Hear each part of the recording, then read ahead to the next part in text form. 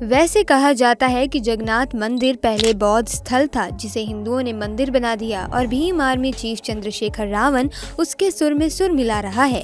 आखिर इनकी बातों में कितना दम है? क्या वाकई में जगन्नाथ मंदिर बौद्ध स्थल था या फिर हिंदुओं को भ्रमित करके आपस में लड़ाने का कोई प्रयास चल रहा है? जगन्नाथ मंदिर का निर्माण कब हुआ था? बौद्ध धर्म में 5 मुख्य तीर्थ स्थल कौन से हैं?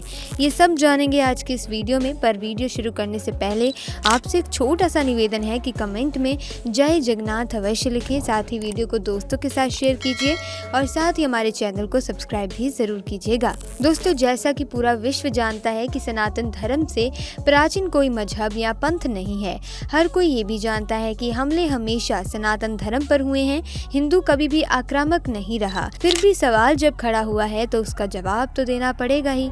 जगन्नाथ मंदिर का इतिहास जानने से पहले हम बौद्ध धर्म का इतिहास संक्षेप में जान लेते हैं। गौतम बुद्ध का जन्म हुआ था 563 ईसा पूर्व, यानी आज के 2585 वर्ष पूर्व इनका जन्म नेपाल के लुम्बिनी में हुआ था। ये भी बताते चलें कि गौतम बुद्ध के माता पिता भी हिंदू थे। गौतम बुद्ध स्वयं एक राजपूत राजकुमार थे। उनका विवाह भी हो चुका था। उनकी पत्नी का नाम यशोधरा था तथा उनके पुत्र का नाम राहुल था। एक रात अचानक राजकुमार सिद्धार्थ यानी गौतम बुद्ध अपनी पत्नी व बच्चे को सोता हुआ छोड़कर चुपचाप घर से निकल गए। इसके बाद जीवन भर वो इधर उधर भ्रमण करते रहे। 34 वर्ष की आयु में उन्हें ज्ञान प्राप्त हुआ और 484 ईसा पूर्व यानी 80 वर्ष की उम्र में उन्होंने उत्तर प्रदेश के कुशीनगर में देह त्याग दी थी।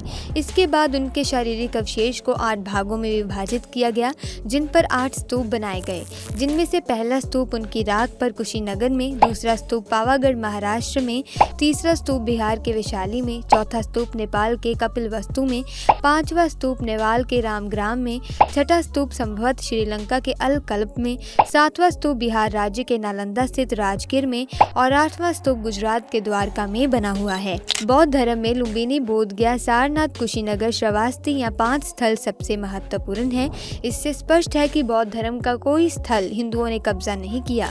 दूसरी बात, शंकराचार्य ने संपूर्ण भारत का भ्रमण किया। इस यात्रा के समय उन्होंने चारों धामों में 4 मठ स्थापित किए थे, जिनमें बद्रीनाथ में ज्योति मठ, द्वारका में शारदा मठ, दक्षिण के रामेश्वर में श्रृंगेरी मठ और जगन्नाथपुरी में गोवर्धन मठ। ये सभी मठ 4 धाम मंदिरों से जुड़े हुए हैं।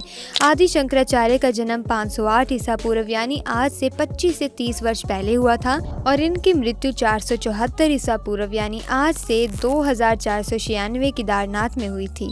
यहाँ ध्यान देने वाली बात ये भी है कि जब आदि शंकराचार्य ने चारों धामों में 4 मठों की स्थापना की, उस समय गौतम बुद्ध जीवित थे, जो सबसे ठोस प्रमाण है कि यहाँ कोई बौद्ध स्थल नहीं था। अर्थात इससे भी ये सिद्ध होता है कि उस समय जगन्नाथपुरी में कोई बौद्ध स्थल बना ही नहीं था। बात कर लेते हैं जगन्नाथ मंदिर के इतिहास की। उड़ीसा राज्य के पुरी नामक शहर में स्थित है जगन्नाथ मंदिर। ये हिंदुओं के लिए विशेष महत्वपूर्ण है क्योंकि ये 4 धामों में से एक है और ये भगवान श्री कृष्ण जी को समर्पित है। जगन्नाथ मंदिर से हर साल निकलने वाली रथ यात्रा संसार में बहुत प्रसिद्ध है। भगवान जगन्नाथ के साथ उनके बड़े भाई बलभद्र व उनकी बहन सुभद्रा 3 अलग अलग रथ में विराजमान होकर नगर की यात्रा को निकलते हैं।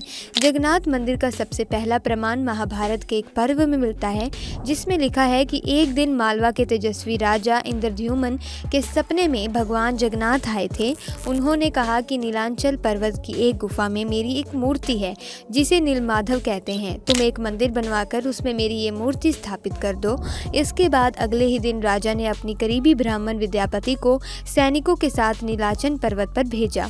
सबर कबीले के लोग नीलमाधव की पूजा करते थे और उन्होंने अपने देवता की इस मूर्ति को नीलांचल पर्वत की गुफा में छुपा रखा था। विद्यापति ने सुन रखा था कि सब्र कबीले का मुखिया विशुसु नीलमाधव का उपासक है और वे आसानी से ये मूर्ति राजा को नहीं सौंपेगा। इसीलिए विद्यापति ने मुखिया की बेटी से विवाह कर लिया और अपनी पत्नी की सहायता से मूर्ति चुराकर राजा इंद्रद्युम्न को सौंप दी। जब विश्ववसु को ये पता चला कि मूर्ति चोरी हो गई है तो वे अत्यंत दुखी हुआ। अपने परम भक्त को दुखी देखकर भगवान भी दुखी हुए और वे मूर्ति रूप में पुनः वापस गुफा में लौट आए। कुछ वर्षों के बाद राजा ने जब विशाल मंदिर बनवा लिया तो भगवान से मंदिर में विराजमान होने की प्रार्थना की। तब भगवान ने कहा कि द्वारिकापुरी से समुद्र में तैरकर एक विशाल पेड़ का टुकड़ा आ रहा है, उसी से मेरी मेरी मूर्ति का निर्माण कराओ। राजा के सेवकों ने उस लकड़ी को ढूंढ तो लिया परंतु उठा नहीं पाए। तब राजा ने कबीले के मुखिया विशु को बुलाया और विशु को अकेले ही वह लकड़ी का टुकड़ा उठा लिया। इसके बाद एक बूढ़े कारीगर के भेष में भगवान विश्वकर्मा प्रकट हुए और उन्होंने राजा से कहा कि वे मूर्ति बना सकते हैं, परंतु एक शर्त है कि मूर्ति बनाने में 21 दिन लगेंगे। इस दौरान कोई भी मेरे समीप नहीं आएगा। इसके बाद वे एक कमरे में मूर्ति बनाने लगे। कमरे के बाहर लोगों को आरी, छेनी, हथौड़ी की आवाजें सुनाई देती रहीं। एक दिन राजा की पत्नी गुड़िया कमरे के पास गई। उसे कोई भी आवाज सुनाई नहीं दी। गुड़िया ने सोचा कारीगर मर तो नहीं गया, इसीलिए उसने राजा को सूचना दी कि कमरे से कोई आवाज नहीं आ रही। राजा ने शर्त को दरकिनार करते हुए कमरा खोलने का आदेश दिया और जैसे ही दरवाजा खोला गया वहाँ कोई भी मौजूद नहीं था। वहाँ केवल 3 अधूरी मूर्तियाँ पड़ी थी।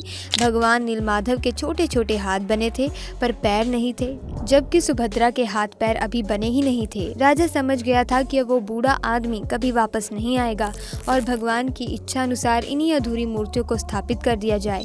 तब से लेकर आज तक तीनों भाई बहन उसी रूप में जगन्नाथ मंदिर में विराजमान है। गंग वंश के ताम्रपत्रों से ज्ञात होता है कि 10वीं सदी में गंग साम्राज्य के राजा अनंत वर्मन ने जगन्नाथ मंदिर का जीर्णोद्धार शुरू करवाया और अनंत भीमदेव ने जीर्णोद्धार का कार्य पूरा करवाया। अनंत भीमदेव ने मंदिर को जो स्वरूप दिया था वही स्वरूप आज तक मौजूद है। जगन्नाथ मंदिर से जुड़े हुए कई चमत्कारिक रहस्य हैं। अगर आप उनके बारे में जानना चाहते हैं तो हमें कमेंट में ज़रूर बताइएगा। हम आपके लिए इस टॉपिक पर भी वीडियो ज़रूर बनाएंगे।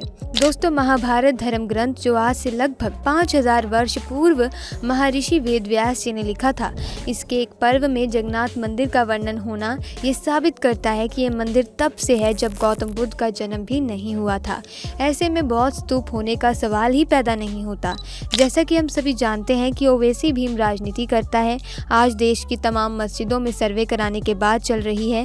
ऐसे में वह हिंदुओं को तोड़ना चाहता है। रही बात भीम आर्मी चीफ चंद्रशेखर रावण की करें तो ये हमेशा हिंदू धर्म के विरोध में रहता है और उसकी चाल दलित वर्ग अच्छी तरह से समझ चुका है। चंद मक्का लोग हर जगह पाए जाते हैं, वे लोग इसके समर्थक हैं। आपने भी देखा होगा कि जब राम मंदिर का फैसला आने वाला था और इन्हें लग रहा था कि फैसला मंदिर के पक्ष में आएगा, तब यही लोग वहां अस्पताल और स्कूल बनाने की बात कर रहे थे।